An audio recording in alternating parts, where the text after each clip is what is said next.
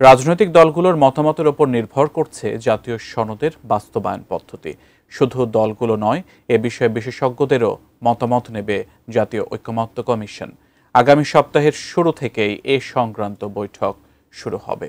এছাড়া কয়েকদিনের মধ্যে জাতীয় সনদের পূর্ণাঙ্গ খসড়াও পাঠানো হবে দলগুলোর কাছে। রাষ্ট্র সংস্কারের জন্য রাজনৈতিক দলগুলোর মতামত নিতে গত ফেব্রুয়ারি থেকে কাজ শুরু করে জাতীয় ঐকমত্য কমিশন। ৩১ জুলাই পর্যন্ত রাজনৈতিক দলগুলোর সঙ্গে 2 ধাপে সংলাপে বসেন তারা। যেসব বিষয়ে দলগুলো ঐকমত্যে পৌঁছতে পেরেছে তা নিয়ে একটি জাতীয় সনদ তৈরি হবে।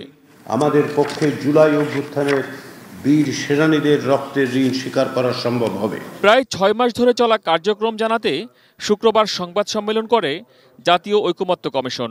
সংসদের এলডি হলে সংবাদ সম্মেলনে কমিশনের সহসভাপতি অধ্যাপক আলী রিয়াজ জানান, মোট 166টি সংস্কার প্রস্তাব তৈরি করা হয়।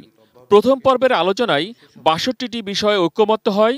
রাজনৈতিক দলগুলোর আপত্তিতে কিছু সংস্কার প্রস্তাব বাদ দেওয়া হয় বলেও জানান তিনি।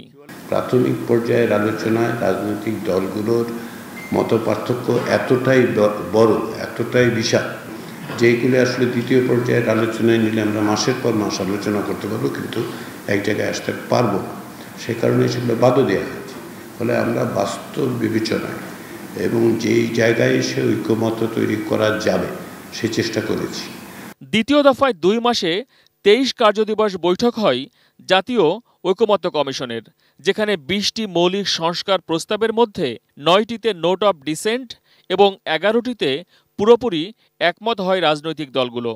কিন্তু এখন সবচেয়ে বড় প্রশ্ন, ঐকমত্য হওয়া প্রস্তাবগুলো নিয়ে যে সনদ তৈরি হওয়ার কথা তার বাস্তবায়ন পদ্ধতি কি। সেটা হচ্ছে বিশেষজ্ঞদের কাছে প্রশ্ন করা, যেটা বাস্তবায়নের পথ কি হবে। রাজনৈতিক দলগুলোর অবস্থানের বিষয় আছে, তাই না? তো ফলে রাজনৈতিক দলগুলোর মতামতের উপর নির্ভর করবে, বিশেষজ্ঞদের মতামতের উপর নির্ভর করবে বাস্তবায়নের পথটা কী হবে।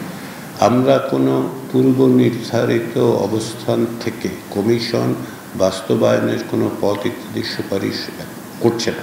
আগামী 15ই আগস্ট শেষ হবে জাতীয় ঐকমত্য কমিশনের 6 মাসের মেয়াদ। তবে এখনও জুলাই জাতীয় সনদ স্বাক্ষরের জন্য চূড়ান্ত করতে পারেননি তারা। সনদ বাস্তবায়ন প্রক্রিয়া নিয়ে রাজনৈতিক দল এবং বিশেষজ্ঞদের সঙ্গে বৈঠক করার কথা। এসব কাজ শেষ করতে 1 মাসের জন্য তাদের মেয়াদ বাড়তে পারে। সরকার যদি মনে করে যে আসলে কমিশনের মেয়াদ বৃদ্ধি করা দরকার, তাহলে সরকার সেই সিদ্ধান্ত নেবে। মহসিন কবির, এটিএন নিউজ, ঢাকা।